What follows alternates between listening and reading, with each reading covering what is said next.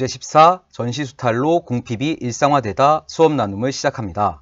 여기에서는 1930, 40년대 강제동원과 물적수탈, 그로 인한 궁핍의 일상화를 다루고 있습니다.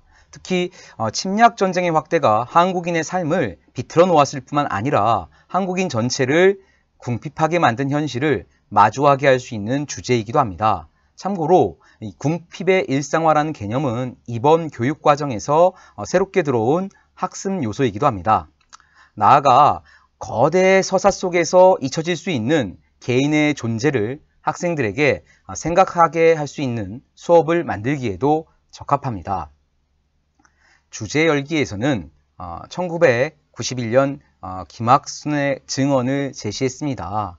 이 김학순의 증언이 가져온 파장은 여전히 현재 진행형입니다.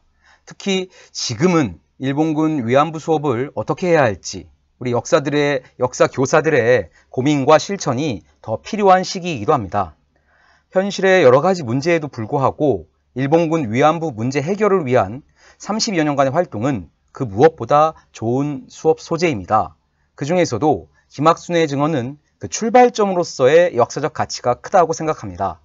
나아가 그 출발점을 이야기하면서 오키나와에 살았던 또 다른 일본군 위안부 배봉기의 증언을 함께 다뤄주는 것도 의미 있는 일입니다.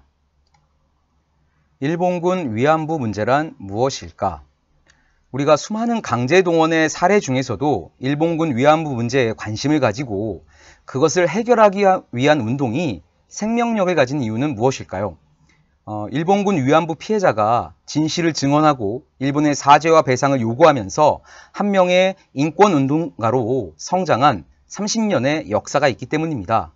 이제 일본군 위안부 문제는 단순히 강제동원 피해의 문제가 아닌 보편적 인권의 문제가 되었습니다. 그리고 이를 기억하려는 다양한 공간과 움직임이 있습니다. 날개에서는 임신한 일본군 위안부 사진의 주인공 북한의 박영심과 난징의 리지샹 위안소 유적진열관을 소개하였습니다. 이곳은 박영심이 실제 성노예 세왕을 했던 위안소가 있던 장소로 현재에는 이것처럼 유적진열관으로 만들어져 일제의 반인권적 행위를 증언하고 있습니다. 강제동원은 어떻게 이루어졌을까?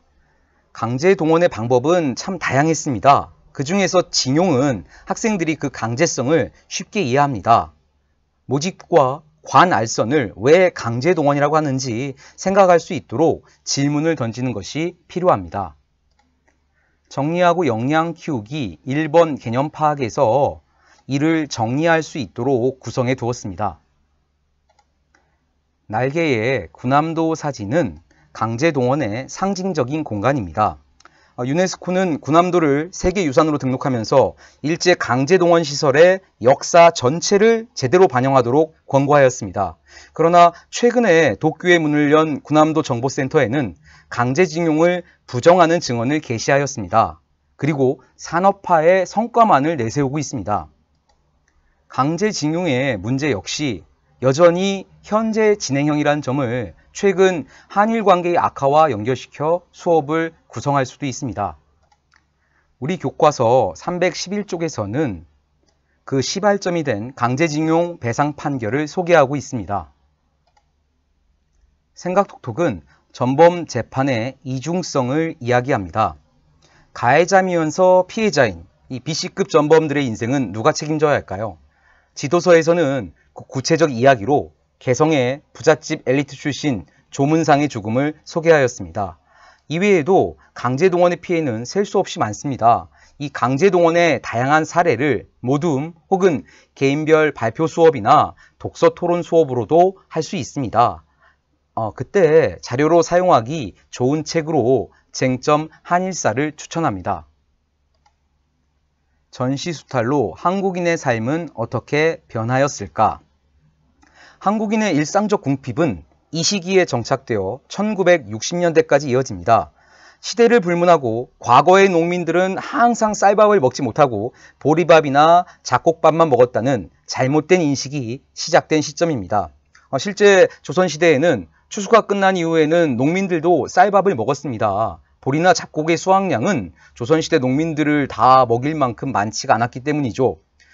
식량이 부족해지자 일제는 만주의 잡곡, 더 나아가 콩, 깻묵을 수입하여 배급했습니다. 그것도 비료용으로 쓰이는 썩은 콩깻묵이었습니다. 그리고 전쟁 비용을 조달하기 위해 시작된 강제저축은 한국인을 가난하게 만든 이유 중 하나였습니다. 한국인이 근면하지 못해서가 아니라 강제저축으로 인한 자산 손실로 가난해졌다는 사실을 생각톡톡에서 소개하였습니다. 이것으로 주제 14 수업 나눔을 마칩니다.